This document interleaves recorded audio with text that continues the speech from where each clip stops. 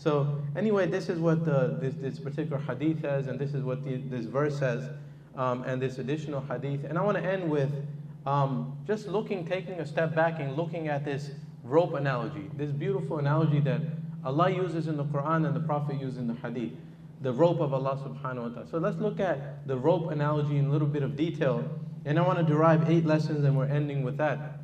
8 lessons from the choice of words and what Allah chose to make this analogy and this metaphor. And really, when you look at the Quran, every word has a divine function. There's no randomness in the Quran. Allah uses the perfect combination of words and the perfect choice of analogies and metaphors to get His point across. So number one, when you look at what a rope is a linear object, right? It starts in one direction and ends in another direction. It's linear. That means it connects one side with another side. That's the primary function of a rope. So the Quran, in essence, is the divine connection to Allah subhanahu wa ta'ala. That's the first lesson. On one side is us, and on the other side is Allah subhanahu wa ta'ala. You have a direct divine connection. The second thing, that a rope is something that's known to all. A rope is something that its function is known to everyone. We all know what a rope is. It's something tangible and real. So the implication is that the rope of Allah subhanahu wa ta'ala, the Quranic connection, is tangible and it's real. It's not something metaphoric, it's real. It's a real connection with Allah subhanahu wa ta'ala. Number 3, look at the beautiful narration, Hablullahi al-mamdud min as-sama'i ila al-ard. That the rope of Allah subhanahu wa ta'ala is the book of Allah is Allah's rope extending from the heavens to the earth. The metaphor, the analogy, or the image is that Allah is throwing a rope down. And that, if you look at, that type of analogy, it's like, in that particular context, a rope being thrown from the heavens, it symbolizes rescue and it symbolizes help. And so the lesson from this particular analogy is that the Quran is our rescue and it's our help. It rescues us and it helps us in our circumstances. And it's so beautiful when you think about coming from the heavens to the earth. And really, the rope in our common language also symbolizes rescue and help. Last night I was watching CNN, and I remember they had a particular piece about this person that, this pilot that quit from JetBlue, and he just jumped out of the plane and caused a ruckus. But he was talking about, why he did that. They were interviewing him, and I remember one word he used, or one sentence he used. He said, basically, I reached the end of my rope. I reached the end of my rope. And they were quoting that on CNN. So, what is the implication here? The rope is something that supports you, helps you, and rescues you. And when you run out of your rope, meaning you run out of help, so you have nowhere else to turn. So really, this is the third lesson, that the Quran is here to rescue us and to help us from our time. Number 4, a rope is a symbol of strength. If you look at what ropes do, ropes, basically, they hold up incredible loads. They anchor ships. They hold up bridges. Some of the heaviest things known to man, ropes are involved in holding them down. And so if you look at some of these great bridges, like look at the Verrazano Bridge, if you drive across it, you have these massive steel ropes holding it up.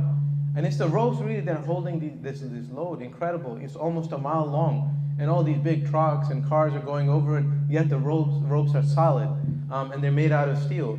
And you look at how ropes are used in the industrial sector. They hold up some of the heaviest loads. So ropes in general are symbols of strength.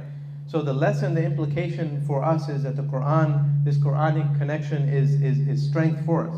It's here to help us and give us strength. Also, a rope, if you look at what a rope is, it's made up of individual fibers. It's made up of individual fibers. If you analyze a rope, it's basically small little fibers that by themselves, they're easy to break. When you combine them, intertwine them together, they become a powerful force. So the implication there is that our strength of the ummah is in unity. Our strength is in unity. The more we're united, the stronger we are as a nation, as a community, as a group. The more we're united, the stronger we are. Okay. So the fifth lesson is that as the rope is made up of individual fibers, so the ummah itself, and the context Allah uses here is about the ummah. So the ummah itself also, the more numbers we have and the more united we are, the stronger we are. A community that's disunited and divided is not a strong community, but a community that's united is very strong, like a rope. Also, among the lessons from the rope analogy, the more fibers you add to the rope, the more individual fibers you add, the greater the tensile strength of the rope. So the implication there is our strength is in numbers. The more people we have in our communities, in our ummah, the stronger we are. So quantity is a source of strength, as well as the quality. The individual fibers are important, but also the number of fibers increases our strength. So these are some of the lessons. And number 7, you look at the context that Allah uses it in this particular verse and in this passage. On the one hand, you have Allah subhanahu wa ta'ala on one side of the rope. The other side of the rope, Allah says, hold on to the rope of Allah and do not be disunited. So on one side you have Allah, the other side you have the entire ummah, the entire Muslim nation. So the analogy here is kind of like a lasso. It's not really like a rope that's extending down a linear rope, but a rope that's kind of like a lasso. On the one hand is one person holding it, the other hand is kind of circular, so you have the entire nation holding onto it. You know, like you have a lasso and you catch animals with that, and you ensnare a group of animals together, you know, like the old cowboy films that we used to see.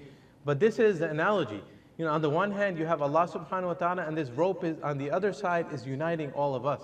So this is the beauty of this analogy. It's the perfect metaphor. And finally, number 8,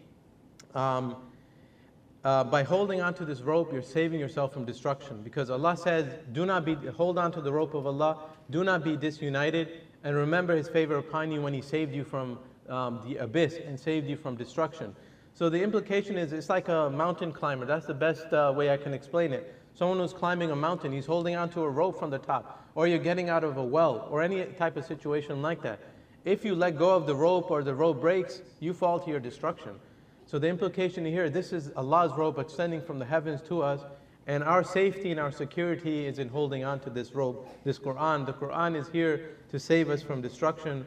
So see, these are some of the lessons, some of the beautiful lessons from this analogy that Allah uses and the Prophet used, referring to the Quran. The Quran is the rope of Allah subhanahu wa ta'ala, extending from the heavens to the earth. We ask Allah subhanahu wa ta'ala to make us among the people of Quran, among the people who fulfill the message of the Quran and the dictates of the Quran, and among the people to whom this metaphor applies. أقول قولي هذا وأستغفر الله لي ولكم. With that, we'll open the floor to any questions related to this hadith, and then